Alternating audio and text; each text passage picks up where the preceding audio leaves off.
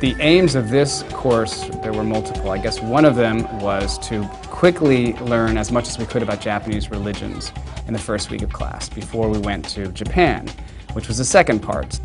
From a textbook, you don't get visuals as well. You don't get the smells, the sounds, the crowds, all of that stuff that's part of these huge festivals. And we also did what I basically called shrine and temple hopping. Another goal we had while we were there was to digitally record what the students saw and heard.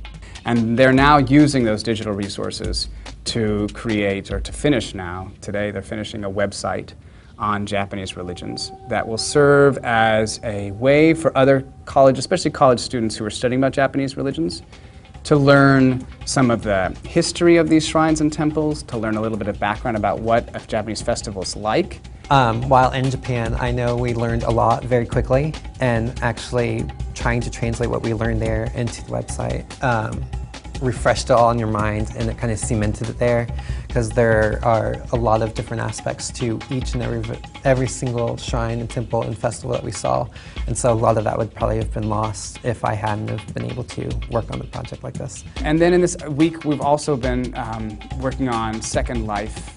The students are building a Shinto shrine and a Buddhist temple. And there are really two students who have sort of spearheaded the Second Life part, and there are 4 students who are focusing on the website. And they did this naturally.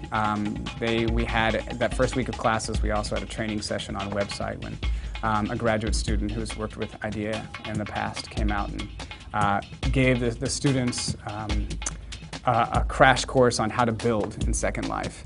The building is very straightforward. You get a lot of the basic objects, cylinders, cubes, and such to work with. You can distort them how you want, texture them, and move them around how you want. I really didn't have a lot of Second Life skills before the class.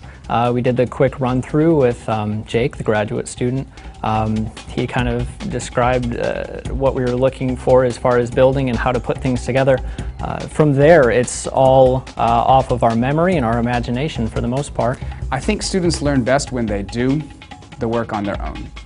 And so not just learning about Japanese religions, not just experiencing what it's like to be in Japan and see festivals and visit these different shrines and temples, but then to try to explain that to other people through the website and through Second Life is another challenge that I think will help them understand what Japanese religiousness is about at a deeper level than, say, just taking a class.